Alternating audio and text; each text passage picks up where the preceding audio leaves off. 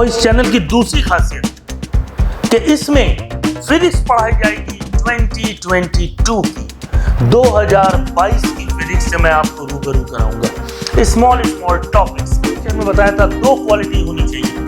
पहला magnitude,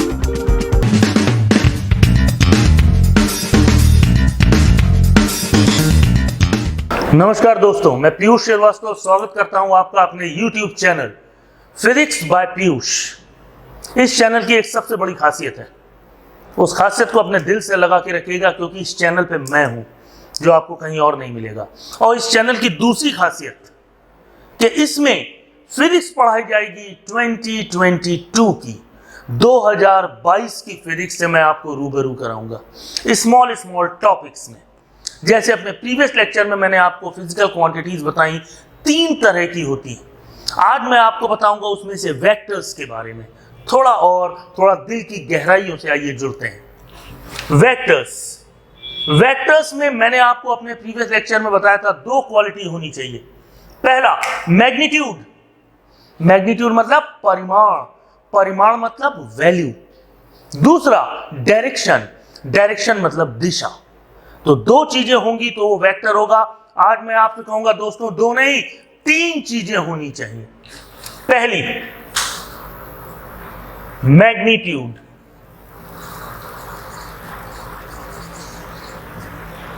second direction and third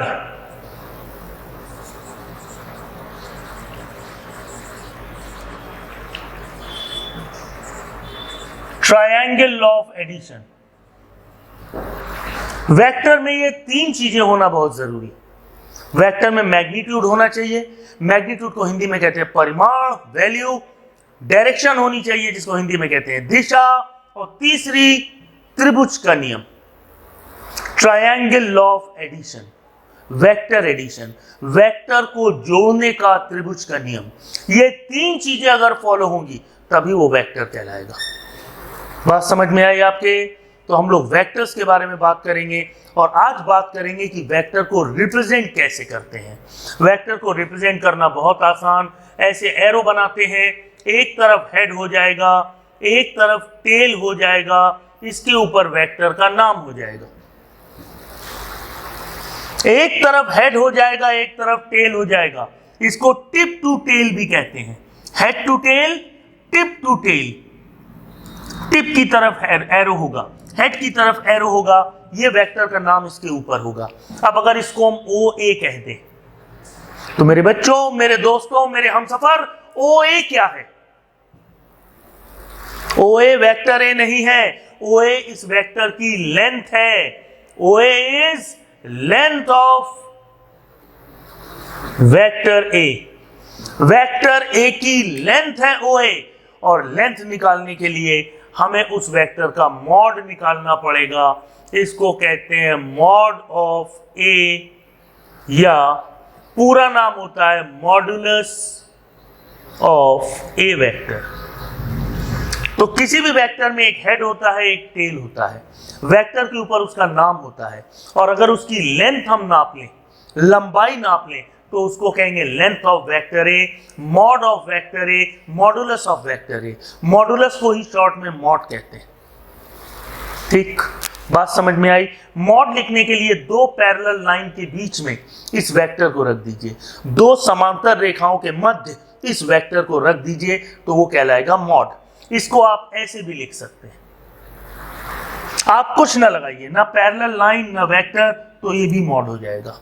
ये बात समझ में आई? बिल्कुल। अगली चीज देखिए, अब इस वेक्टर का वो हिस्सा, अब इस वेक्टर का एक हिस्सा कट कर लीजिए, इस वेक्टर का एक हिस्सा कट कर लीजिए। शर्त यह है कि उस हिस्से की लंबाई 1 यूनिट होनी चाहिए।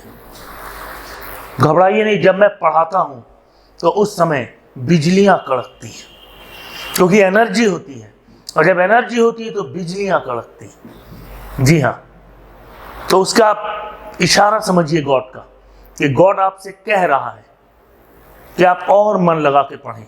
और मुझे तो लगता है कहीं वो लोग भी तो नहीं पढ़ रहे हैं साथ साथ। आइए देखते हैं। तो अगर इस वेक्टर का वो पार्ट हम ले लें जिसकी लंबाई 1 हो, तो उस पार्ट को कहेंगे यूनिट वेक्टर, एकक सदिश। किसी वेक्टर का वो हिस्सा जिसकी लेंथ 1 हो उसको कहते हैं यूनिट वेक्टर। और यूनिट वेक्टर कैसे निकालेंगे? यूनिट वेक्टर निकालने के लिए उसको एक ऐप कहते हैं। किसी वेक्टर को उसके मॉड से डिवाइड कर दें तो आपको यूनिट वेक्टर मिल जाएगा। यूनिट वेक्टर क्या होता है? एक ऐसा वेक्टर जिसकी लेंथ 1 होती है, यूनिट होती है, and that vector is called unit vector. एक ऐसा वेक्टर जिसकी लेंथ 1 हो उसको कहेंगे यूनिट वेक्टर। देखिए, और वो इस वेक्टर का हिस्सा होगी। बस इस वेक्टर में से वो पार्ट जिसकी लंबाई 1 हो उसको कहते हैं unit vector. Is it clear? बात समझ में आई? बिल्कुल 100%। देख लीजिए, अब वेक्टर में ट्रायंगल लॉ ऑफ एडिशन क्या होता है वो आपको बताऊंगा। ट्रायंगल लॉ ऑफ एडिशन, किसी वेक्टर के हेड से दूसरे वेक्टर की टेल को अगर हम जोड़ दें तो इस ट्रायंगल का जो तीसरा साइड होगा वो इसका रिजल्टेंट या परिणामी कहलाएगा और वो इन वेक्टर्स को जोड़ देगा। तो वेक्टर को जोड़ने के लिए हेड से टेल का जोड़ना जरूरी है। एक वेक्टर के हेड से दूसरे वेक्टर की टेल को जोड़ दीजिए तो भाइयों जो तीसरी साइड होगी वो उनका सम हो जाएगी। उसको कहेंगे vector addition of two vectors A and B. लेकिन याद रखना बच्चों, हेड टू टेल जोड़ना जरूरी। अगर हेड टू टेल नहीं होगा तो ये ऐड नहीं होंगे। क्या ऐड करने के लिए हेड टू टेल जरूरी है?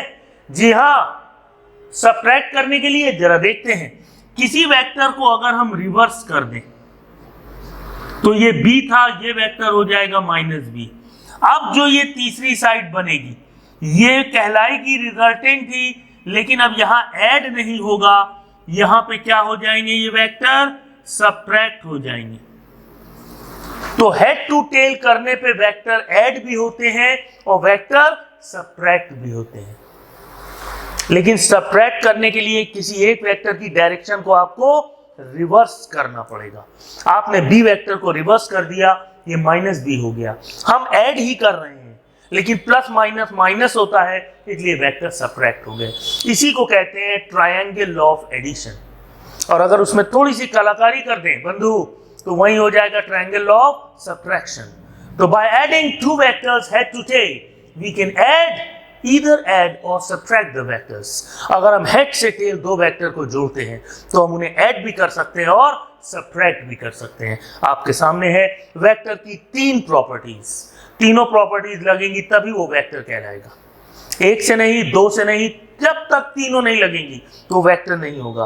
वेक्टर को रिप्रेजेंट कैसे करते हैं? वेक्टर में यूनिट वेक्टर क्या होता है? यूनिट वेक्टर जब लिखेंगे तो उसमें कैप जरूर लगाएंगे। ट्रायंगल लॉ ऑफ एडिशन क्या होता है? हमारे इस लेक्चर में यहीं तक।